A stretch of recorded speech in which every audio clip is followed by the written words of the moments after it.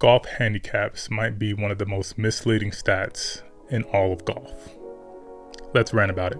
All right, so I've been having these conversations with some friends. We've been getting to a topic of golf handicaps, and they were trying to tell me how important they are to keep your handicap, especially if you're trying to compete within the game of golf. And they're trying to explain to me why handicaps are important to keep track of. I kind of have a counter argument to it. This might spark a little bit of debate in the comment section, and if it does, let's hear your guys' perspective on this too. But in my opinion, I think handicaps are, in layman's terms, kind of stupid. And this is why I say that. One, I think people put way too much stock in golf handicaps, especially. Now, I get it if you're constantly playing in tournaments and you need to, be seated in a certain amount of certain amount of rankings and things of that nature for competitive reasons.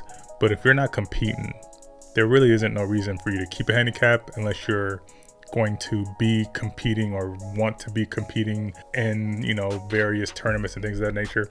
But even if you're doing that, here's why I still think handicaps are stupid. Because number one, not everybody that's out there golfing are keeping true handicap scores. By saying that, I mean, when you're out there playing golf on a regular day and you're tracking and you know that you're going to be submitting this score at the end of your round, a lot of the times these golfers aren't playing by the correct set of rules, right? So they're taking drops when we're not supposed to. They're taking gimmies when you're not supposed to. They're taking mulligans when you're not supposed to. And that just all kind of, takes away from your actual handicap. So there's people out there that are 5 handicaps, single digit handicaps and things of that nature that when you actually play around and you actually see them play, they're fluffing up lies. They're moving balls out of divots.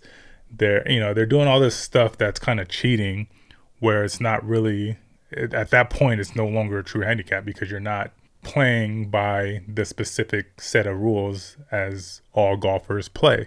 And another thing I think handicaps are kind of BS is because not all courses are created equal. Now I understand all these courses have a slope system and you kind of factor all that in to your overall handicap score. But in my opinion, I still think that is kind of flawed because somebody can go out and shoot a 79 at a course that's fairly easy and then go out to another course that's just a tad bit harder and shoot a 92. And from my understanding, I don't think the handicap system is like an overall score or like an average score of what you normally shoot, because I've seen people that have like a 9 handicap and they've never shot in the 70s before. I don't know how that's even possible. So I think I was doing a little bit of research and I was going back and forth with ChatGPT trying to get a better understanding of the handicap system. And the way they was explaining it is that handicap is not necessarily an average of your scores. It's basically what your potential could possibly be, if that makes any sense, right? So, and correct me if I'm wrong in the comment section below, but from my understanding, it's taking your best scores from various courses and slopes and ratings and all that and kind of calculating it to what your potential would be, so you can compete in a certain group of field if you were to go out and compete with said golfers. Because like I said, I mean, with course difficulties, the slope and everything like that is already one thing, but the course rating doesn't really take into account the actual conditions that you played that particular day. Maybe the greens were punched. Maybe the tee boxes were getting worked on, so you had to move up a tee box. Maybe the wind conditions was just really, really bad. Maybe, it was raining. Maybe the grass was wet and soily, whatever the case may be. Maybe the pin positions for this particular round were just in a really bad spot and a really difficult spot. I don't think the course rating factors all of that in, so it's kind of hard to get an accurate handicap rating. Now, I know a lot of people are going to make the argument that it's just based on, like averages and percentages and things of that nature, and I get all that. But my thing is, I just think people are putting too much stock into this whole handicap system. And I think it's getting to a point where it's become so flawed that people want to go out and pump their chest and thinking they're like a 9 or an 8 or a single digit handicap, when in reality, if they were to play by the rules and actually play golf the way it was supposed to be played, I think the handicaps will change dramatically. I don't know. That's just my opinion. Let me know if I'm completely out of bounds here. I don't know. Like I said, I'm still in the beginning stages of this whole golf journey. So I'm still trying to learn all the ins and outs to all these different type of things in terms of like, golf handicaps, ratings, and blah, blah, blah, blah, blah. Because in my understanding, there's people that started golf kind of around the same time that I started. And they're, at the beginning stages, only a few years in, and they're caring way too much about their handicap, scoring, and all this other stuff. And don't get me wrong, scoring is important. Keeping track of your scores is very important. But I just think this handicap system is a false sense of confidence that a lot of these golfers are getting, because I was talking to a friend the other day and he said he's a 12 handicap, but he averages out to be like in the 90s, which that doesn't make any sense to me. How are you shooting on a 90 consistently in your courses? Sometimes you're in the mid 80s, sure, but more often than not you're in the 90s, but you're at 12 handicap. Doesn't make sense to me. I don't know. Explain it to me in the comment section below, but it's kind of crazy. And like I said, a lot of these people aren't playing by the rules. And another thing too is a lot of these golfers aren't tallying all of their rounds, right? They'll go out and play around and they played really bad and it's like, oh, I'm not gonna report that one. So they're only reporting the good ones. And the handicap system, the way it calculates, it only takes your last best scores. So now if you're not reporting your bad rounds and you're only reporting your good ones, now the handicap system is only taking the best of your good rounds and calculating that and giving you a handicap. So that's why a lot of people are getting the handicaps that are pretty low, single digits, low double digits, and things of that nature, when they're truly probably like 18, 20, 25 handicap. But now all of a sudden they're a 12, 13 handicap because they're not reporting all of their bad rounds. They're not playing by the rules that, golf. They're taking gimmies. They're taking free drops. They're taking mulligans and things of that nature. And it just feels like it's a very flawed system.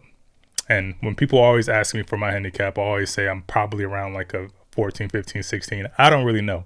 But people always say I'm sandbagging because they think the way that I play, I should be at a lower handicap. But to be completely honest, I don't keep a handicap. I don't report scores. I'm literally just out there for the vibes and playing and just enjoying myself. The only reason I keep scores, and this is completely honest, the only reason I keep scores is because I do content on YouTube.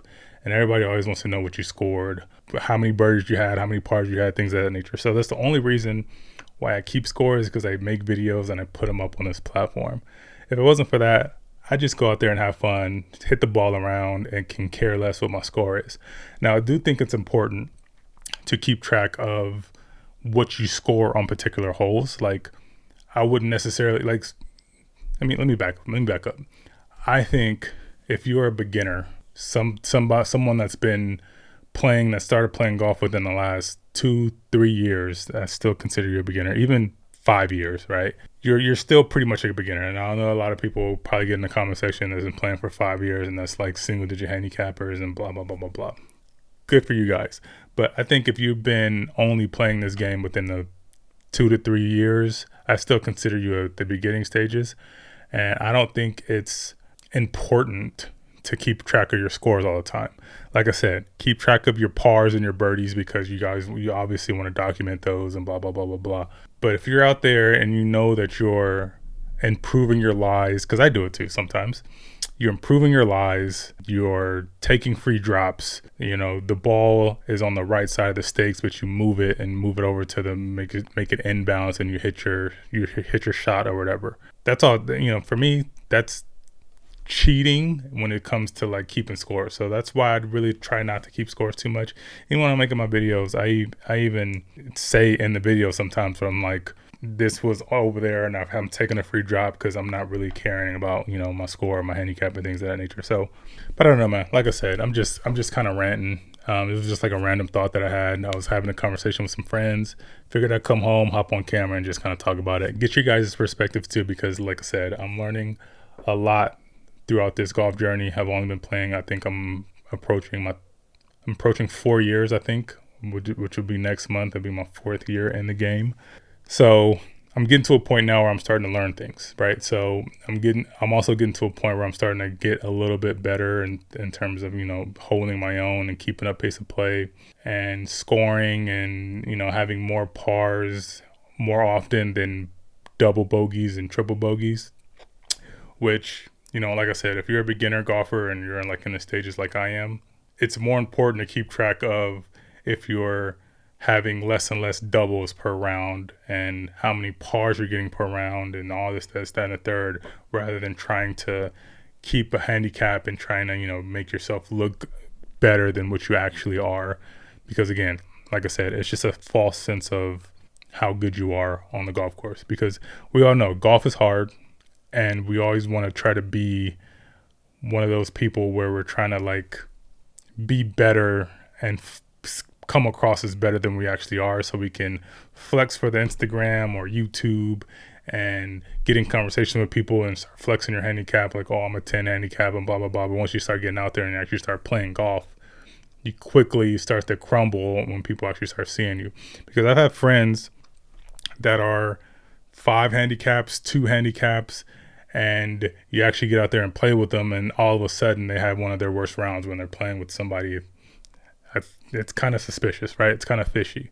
But like I said, man, that's my rant. Let's continue the conversation in the comment section below. Hit me up, let me know what you guys think, and until next time, I will catch you guys in the next video. Peace.